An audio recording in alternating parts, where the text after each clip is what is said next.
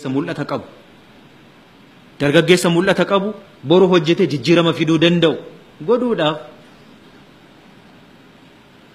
nuti waan keessa gallee hojjechuu qabnu hundaa keessa gallee hojjechuun barbaachisaadha. Waan hojjennee wannoota nu keessa hunda keessa gallee hojjechuun barbaachisaadha. Siyaasa keessa gallee barachuu, shaakaluu, beekuun barbaachisaadha. Lafaa kaanee hoogganaa ta'uu hin dandeenyu, biyya hoogganuu, biyya bulchuu hin dandeenyu. Biyyi siyaasaan hoogganama. Malaaf tooftaan siyaasni itti hoogganamu hin beeknu taanaan biyya bulchuu hin dandeenyu, hoogganuu hin dandeenyu. Jireenya keenya jijjiiramuu hin danda'u. Hin danda'u. Barbaachisaadha kun. Nuti immoo waan gadhee ta'e, aadaa gadhee ta'e boru nu miidhan of keessaa baasnee gatuun barbaachisaadha. Nu miidha waan ta'e. Siyaasa kamiyyuu haa ta'u keessa gallee baruu dura baruu shaakaluu. Shaakaluutu nurra jiraata. Baruutu nurra jiraata. Taphasaa, seerasaa, waa hunda isaa sirriitti baruu qabna. Amma barreetti nuun galu. Hamma nuun galletti nuun fayyadu. Fayyadamuu hin dandeenye. Kubbaa miilaa taphachuudhaaf wannoo keessa gallee yoo goolii gashuu hin dandeenye ta'e keessa galuu qaba. Afuma hidhannoo hidhate, hidhannoo babbareedaa hidhatee yoo gale maal godha? Miila fufurdaa maal fakkaatu qabatee yoo gale maal godha?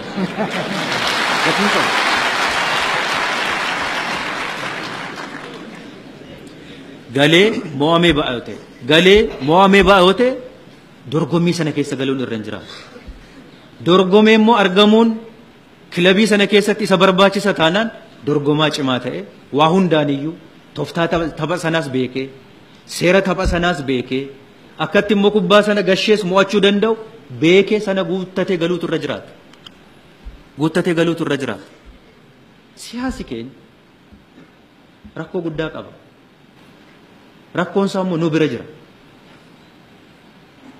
Siyaasni Oromoo baay'een siyaasa moobii maaliin miiraan guutamee gaggeeffamu kana keessaa baanee barree nu galee ittiin hoogganamuu danda'utu nurra jiraata. Rakkoo baay'ee qaba waan ta'eedhaaf. Nikaan kaan gaafa kaan nagamaan jiraachaa ture gaafa mana farsootti gore gaafa mana maakkaatootti gore 3 ta'ee 4 ta'ee 5 ta'ee gaafa wal argu boohee fi dhaadatee zarraaf jedhee gaafa bo'u gaafachii bo'u kan bira hin jirre galagaleeyyuu kan hin yaadan gaafuma walitti dhufu duwwaa immoo zarraaf jedhee immoo gaafachi galagalu qilleensi kan isa balleessu. Akkas ta'uu danda'uun irra hin jiraatu. Yoo hojjenne bifa guutuu ta'een hojjechuu beekne nu galee yeroo kamiyyuu mootoo hin dagatiin waan hojjechuu qabnu achi keessatti nu galee beekumsaan hojjechuu danda'uun nurra jiraata. Abaluu akkas nu godhe abaluu moohamaadha jechuudha. Defeated moohamne irraa jechuudha. Akkuma abaluu sana maaliif hin taphanne nuti? Akkuma abaluu taphatee goolii gashu sana maaliif hin gashine nuti? Maaliif hin laallu sana? Tapha dadhabne moo? Humna nu dadhabe moo? Humna nu bu'e taanaa nyaachuu, humna godhachuu, shaakaluu.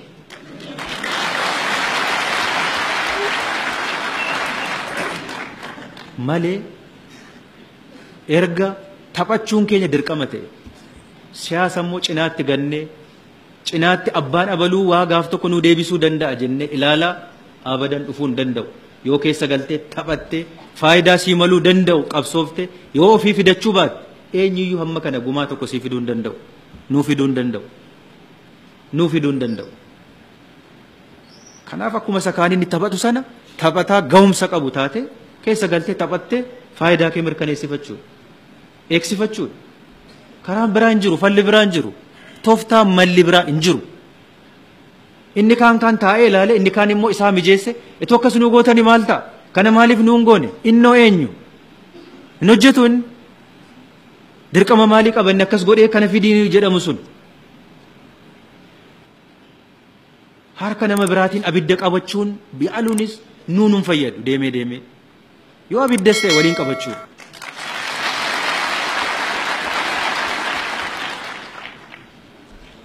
Yoo kana ta'e waan yaadnu sun kan nu guutuu danda'u. An dargaggeessi kun kan nu baruu qabnu immoo kanadha. Eenyu olitti kan nu fayyadus isini waan ta'eef isiniinis fayyada biyya kanas fayyada waan ta'eef kana baruun barbaachisaadha. Waa hunda keessatti hirmaattanii eenyuufiyyuu eenyu wanti nuyi dhiisnu hin jiru keessa gallee gabaa hunda keessatti argamuu qabna. Gabaa hunda keessatti gabaan nuyi tokkoof lagannee irraa hafnee irraa dhaabbannee dhiisnuuf hin jiru. Gabaa hunda keessatti daldaluu qabna. Daldallee keessatti karaa bu'aa argachuu dandeenyuun hojjechuu qabna. Hojjechuu qaba. Dargaggeessi kun kana transformation Oromoo political transformation finna taanaan kana kan nuti godhuu nurra jira. Akkasitti kan nuti deemuu nurra jira.